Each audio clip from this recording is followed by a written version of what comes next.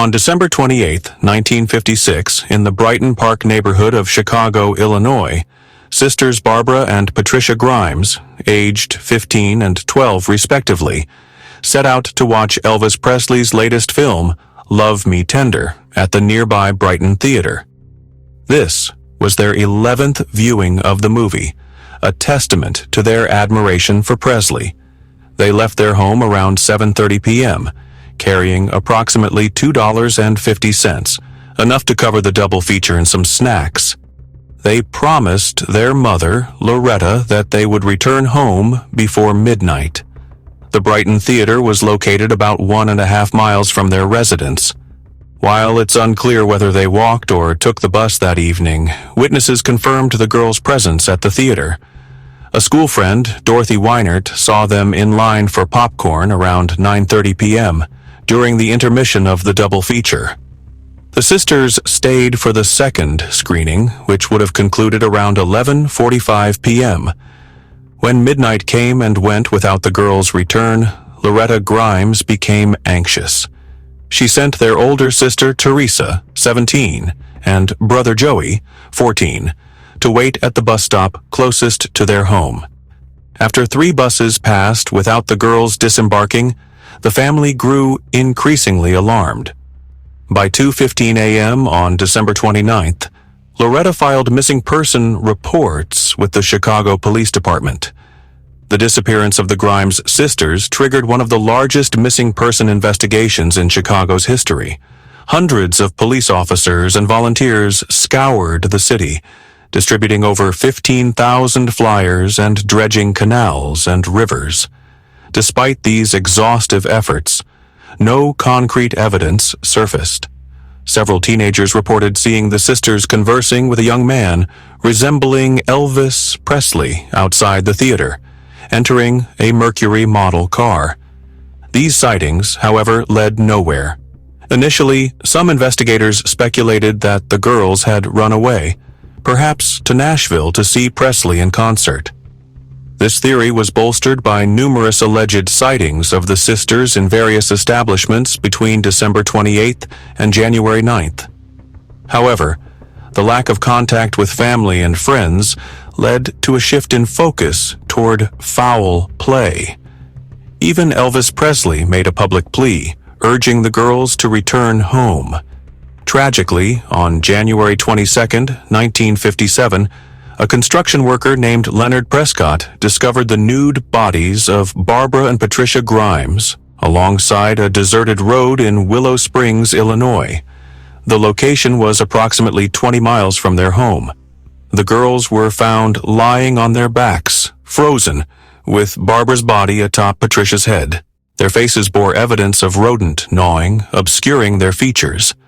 Autopsies revealed that both sisters had died within 5 hours of their last confirmed sighting. The cause of death was determined to be secondary shock due to exposure to the cold, compounded by their nakedness. There were no signs of alcohol or drugs in their systems, and despite speculation, no definitive evidence of sexual assault was found. The autopsies also noted numerous bruises and marks on their bodies, suggesting they had been subjected to violence before their deaths. The discovery of the bodies intensified the investigation. Several suspects were interrogated, including 21-year-old Edward Benny Bedwell, a drifter from Tennessee. Bedwell bore a resemblance to Elvis Presley and was reported to have been seen with 2 girls resembling the Grimes sisters. After a prolonged interrogation, Bedwell confessed to the murders, claiming he and another man had been drinking with the sisters before things escalated violently. However, Bedwell later recanted his confession, alleging it was coerced, and his employer provided an alibi, stating Bedwell had been working at the time of the murders. Without concrete evidence, Bedwell was released. Another suspect was Max Fleig, a 17-year-old with a history of run-ins with the law. Fleig voluntarily underwent a polygraph test, during which he allegedly confessed to the murders. However, his age rendered the polygraph inadmissible in court, and without physical evidence linking him to the crime, no charges were filed. As weeks turned into months, the case grew colder. Despite numerous tips and alleged sightings, no credible leads emerged. The community was left in a state of fear and mourning, with parents becoming increasingly protective of their children. The media dubbed the case the crime that shattered the innocence of Chicago. Over the years, the case has been revisited multiple times, with investigators pursuing new leads and re-examining old evidence. In 2013, retired police officer Raymond Johnson conducted his own investigation, uncovering potential suspects and urging law enforcement to apply modern forensic techniques to the existing evidence. Despite these efforts, the murders of Barbara and Patricia Grimes remain unsolved, standing as one of Chicago's most haunting cold cases. The tragic tale of the Grimes sisters serves as a chilling reminder of the fragility of youth and the darkness that can lurk within society. Their story continues to captivate and horrify, a testament to the enduring quest for justice and closure.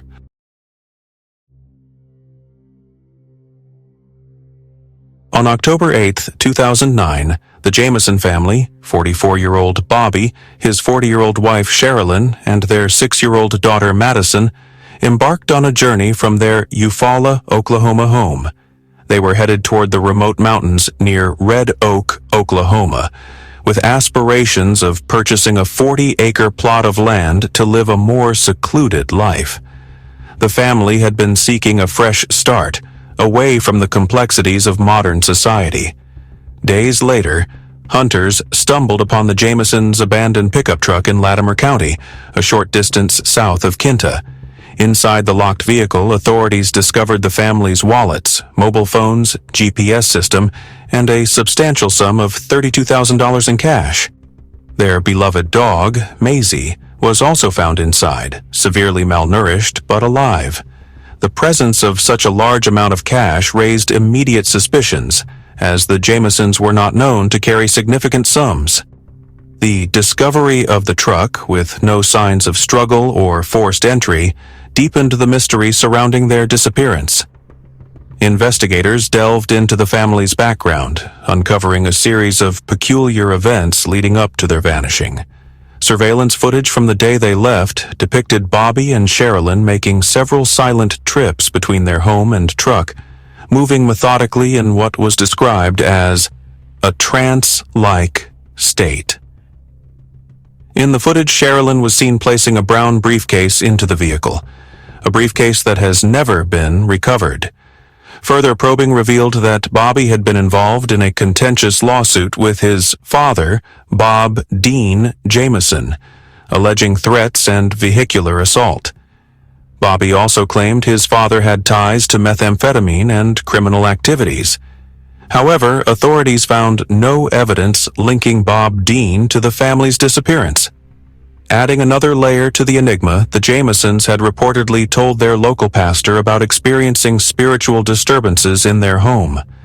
Bobby allegedly confessed to reading from the Satanic Bible, and both he and Sherilyn believed their house was haunted by malevolent entities. Sherilyn had even resorted to painting messages on the walls to ward off these spirits. This revelation led some to speculate about possible occult involvement in their disappearance. Despite extensive searches spanning miles of rugged terrain, no trace of the Jamisons was found for over 4 years. The case grew cold, with theories ranging from drug-related foul play to voluntary disappearance.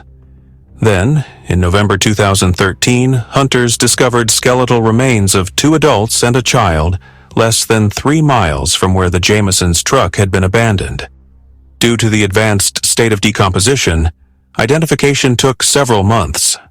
On July 3, 2014, the Oklahoma medical examiner confirmed the remains belonged to Bobby, Sherilyn, and Madison Jamison.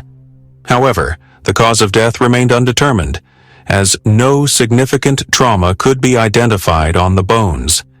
The discovery of the bodies reignited public interest and speculation. Some believed the family had succumbed to the elements, while others posited they had encountered foul play, possibly linked to their alleged involvement in drug activities or their interest in the occult. The absence of the briefcase and Sherilyn's handgun, both missing from the truck, fueled further conjecture. One particularly chilling theory suggested that the Jamisons had fallen victim to a cult or ritualistic sacrifice, given their reported spiritual experiences and the mysterious circumstances of their deaths. However, no concrete evidence has emerged to support this hypothesis. To this day, the deaths of the Jamison family remain shrouded in mystery.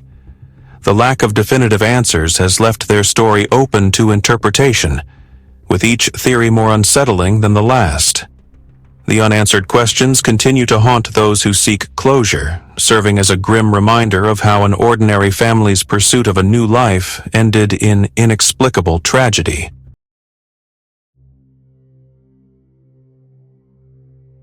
On June 9, 2013, in the dense expanse of Gifford-Pinchot National Forest near Cougar, Washington, 19-year-old Maureen Kelly embarked on a journey that would baffle authorities and haunt all who knew her. Known to her friends as Anu, Maureen was a free spirit, deeply connected to nature and often seeking spiritual solace in the wilderness. That weekend, she joined a group of friends at the Canyon Creek campground, a secluded area surrounded by towering evergreens and the whispering sounds of the forest. As evening descended, casting long shadows over the campsite, Maureen announced her intention to undertake a spiritual quest. Her friends, familiar with her introspective nature, nodded in understanding.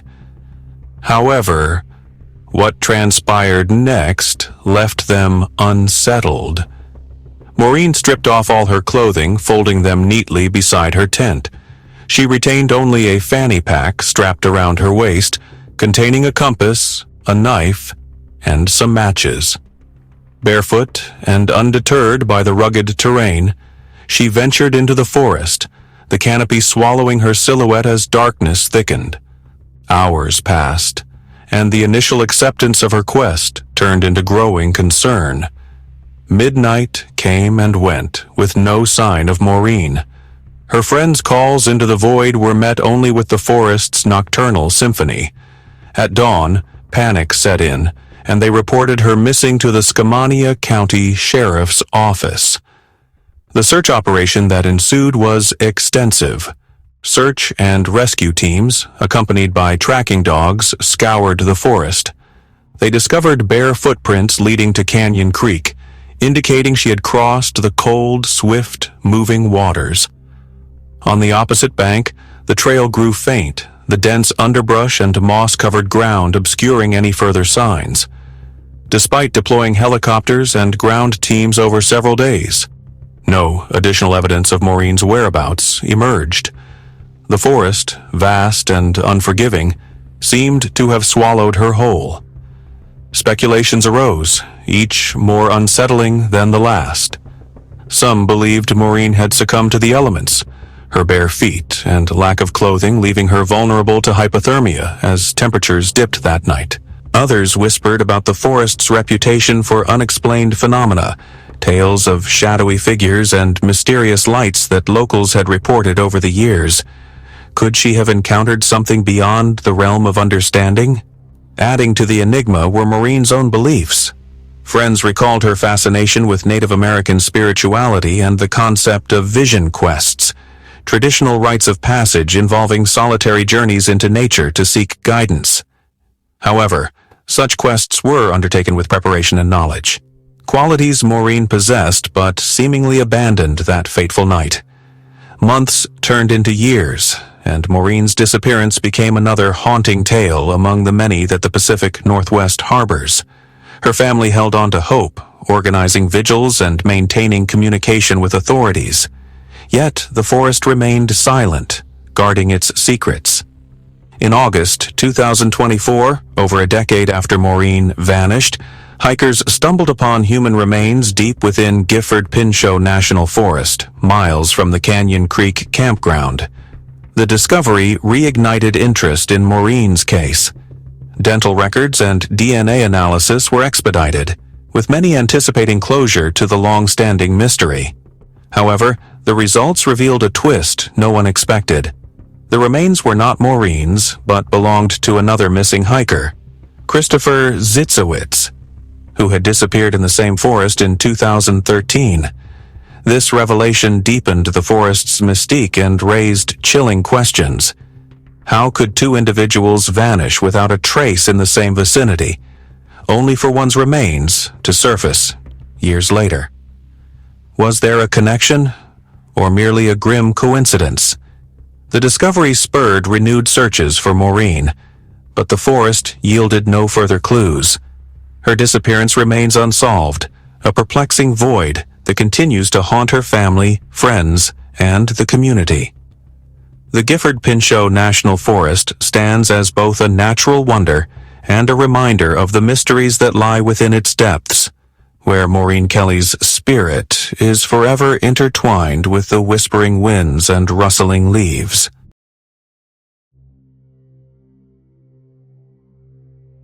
Three cases, 3 disappearances, each one more chilling than the last. The Grimes sisters, lost in the heart of Chicago, their tragic fate forever debated. The Jamison family, their journey into the Oklahoma wilderness ending in an unsolvable riddle. And Maureen Kelly, swallowed by the vast forests of Washington, her footsteps fading into the unknown. If these stories sent chills down your spine, make sure to like, share, and subscribe to the 6th Frequency for more real-life horror and unsolved mysteries. Hit the bell icon so you never miss a terrifying new story. Until next time, stay safe, stay aware, and remember, some disappearances are never meant to be solved.